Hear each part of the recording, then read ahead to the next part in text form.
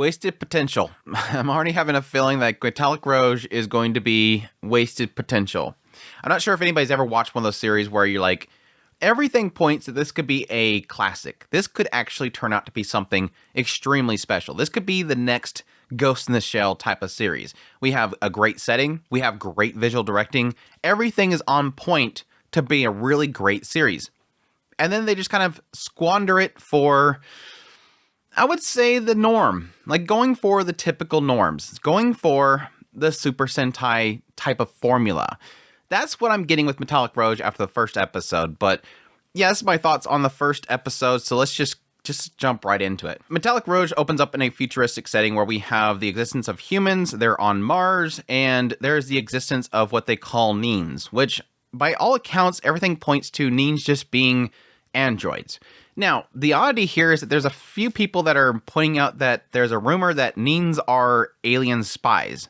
So implying this idea that Neens came to the humans, not necessarily that the humans built them, but that could just be some crazy conspiracy theories. But still, either way, Neens are not humans, and they're supposedly programmed so that they cannot harm humans, or at least go against them. And we quickly start following a girl named Rouge who has been taken in by this Sarah, this singer. And during the time that Sarah is taking care of her, there's a lot of people making comments about Sarah having the habit of bringing in people, and Rouge is sort of being like a worker for Sarah as she's doing her performances on stage, and then wrapping things up, and Rouge will help her out with that, and then part ways with her. And then we cut over to Rouge being by herself, at which point this bird shows up and starts talking to her about her current mission, which is to find this Viola. See, there's existence of this one group known as the Immortal Nine, which are a group of Neens who have done really bad things in the past, and so Rouge apparently is working possibly with this organization that is trying to hunt down the Immortal Nine. And apparently she's already wiped out 2 of them. And there's a suspicion that Sarah is one of these Immortal Nine, and Rouge is currently looking into her. But she can't find her Nectar input. See, each one of these Neens have a port called a Nectar port, which they put this Nectar into there, and it sort of juices them up. If they don't get this Nectar, we see in one case in this episode, that if they don't get this Nectar at some point, they'll end up just kind of shutting down, and then they'll just get discarded. I guess it's their energy. And supposedly humans can actually take this Nectar as well, which pretty much gives them like a crazy high. And so, yeah, some guys like to steal it. And we have a case of that where this guy steals the Nectar from this one Neen, and the Neen shuts down, and they claim that they can sell the Nectar for a lot of money as well. Well, over time, this bird ends up getting taken out. The person controlling it, which is the supporter of Rouge, shows up, talks to Rouge for a little bit, says what their current mission is, which again is to find this Viola. Sarah, who we end up finding out is actually Viola, which is part of this Immortal Nine, ends up confronting Rouge, and they have a big fight. There's little hints here that Viola, as Sarah was trying to leave that life behind, like she was a part of the Immortal Nine, but now she's just trying to become a singer and just leave that life of crime behind. But this is kind of one of those stories of your past comes back to haunt you and you can't escape it sort of thing. You can't just leave your past behind and it's a clean slate. No, you still have to pay for what you've done. What they sort of indicate is that, yes, because Neens are not supposed to harm humans, it's implying that Sarah, as Viola at some point when she was a part of the Immortal Nine, had killed humans. And so she can't escape that punishment. And Rouge is exacting that punishment. And then it kind of wraps up the episode with Rouge and her supporter, Naomi, just leaving off into the sunset. Off to the next mission.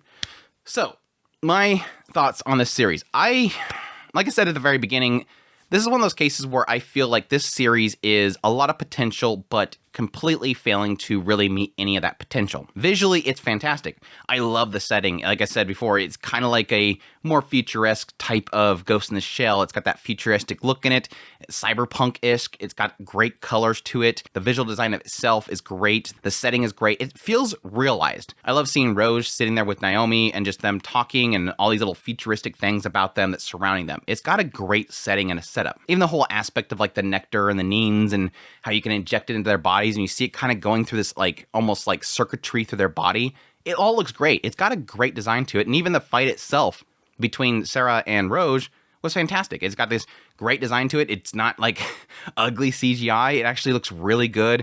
Great colors. The flames coming out and hitting Rouge. It looked fantastic. Additionally, yes, I do like the characters. I think Rouge has a great personality to herself. She's almost kind of ditzy. It implies this idea that Rouge herself seems to not know that she's the gladiator, this this robot that comes out and fights people and takes down bad guys. They show at the very beginning, one of these other Immortal 9, he had actually attacked this truck full of nectar. And he is able to mimic other people's appearances, so he was actually taking on the appearance of what Rouge was. And Rouge was implying that she didn't recognize the suit. She doesn't know who it was. Now, yes, there's the aspect that it wasn't her because it was this guy mimicking her, but she was almost implying that she didn't know who that was. So maybe it's just a mistranslation there, or it's kind of implying the idea that she doesn't know who it is. Now, Naomi knows who it is. And again, that could be because she knows this guy can mimic her outfit. But still, it's kind of weird. It kind of almost implied this idea that she doesn't even know that she is this gladiator, but I don't think that's really the case. She's just kind of goofy. She's a little bit like going by the whims of things. She's just kind of just chilling, eating her candy. She's obsessed with sweets. She's got a cute little personality, and Naomi's okay so far. She's got that little kind of quick wittiness, kind of putting Rouge into some really difficult situations in order to analyze the enemy. But I kind of feel like their chemistry can be pretty solid. Just the one going by the whims and the one that's over-analyzing, but also kind of going by the whims. So we'll see as it goes throughout the episodes if those two can carry the show, because the rest of the show is where the problem really lies in. The storytelling is just kind of blah.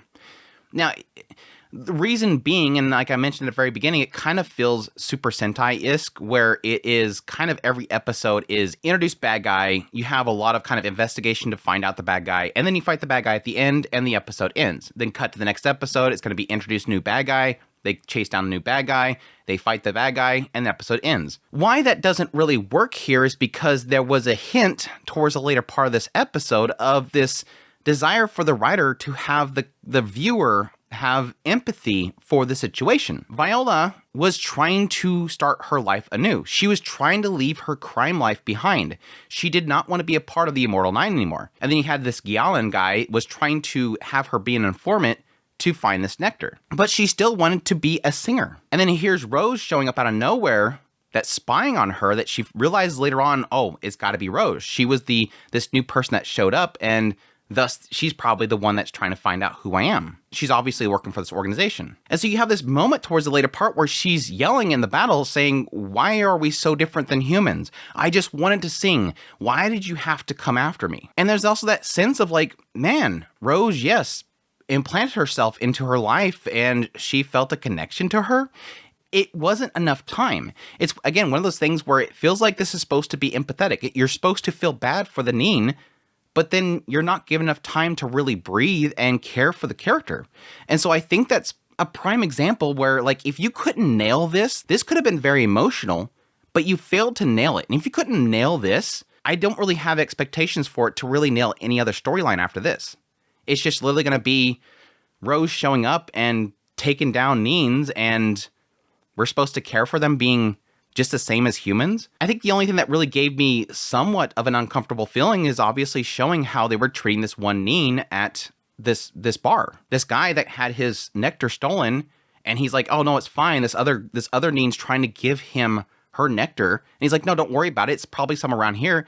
And then he's like desperate for it later on because he's about to power down. He powers down and they literally scoop him into a bucket truck. That part was kind of unsettling, but this whole thing around Sarah was just kind of it felt so throwaway. Again, my frustration is in the idea that this could have been something better. This could have had impact, but I think that probably should have spanned it 2 episodes.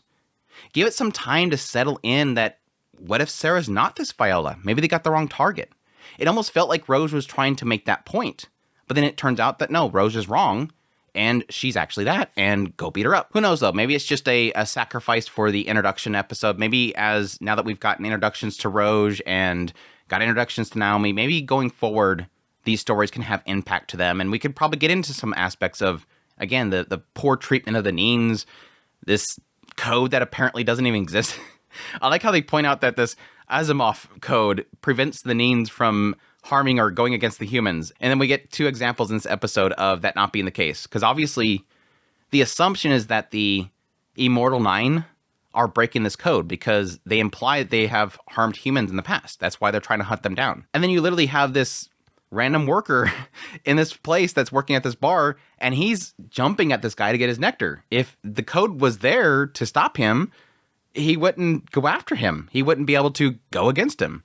So it's like, okay, I guess this code doesn't really do anything. Or maybe just in the point of, maybe that's the whole key. Maybe it's the point of desperation that it breaks the code. Self-preservation kind of breaks it a little bit. But again, the question mark is going to be right now is, where did the Neens come from? Were they built? Or again, were they sent by aliens? Or is it just a case of these Neens have always been around, they were built by humans, but now that after so long, some people view them as possibly being spies for aliens that they've built themselves that maybe have been coded by aliens to do that. But I don't know, that's me trying to find something further in it that's actually there, because at face value, I'm not going to really set my expectations on this series to have some deeper meaning behind it or some impactful storyline, because again, this first episode sort of ruined it for me. But I came into this show expecting it was probably just going to be an action show, but I will allow myself to be surprised. I'm still open that this show can really do something great. It's supposed to be this great original by Bones, so I have some hope there that they're going to pull something off.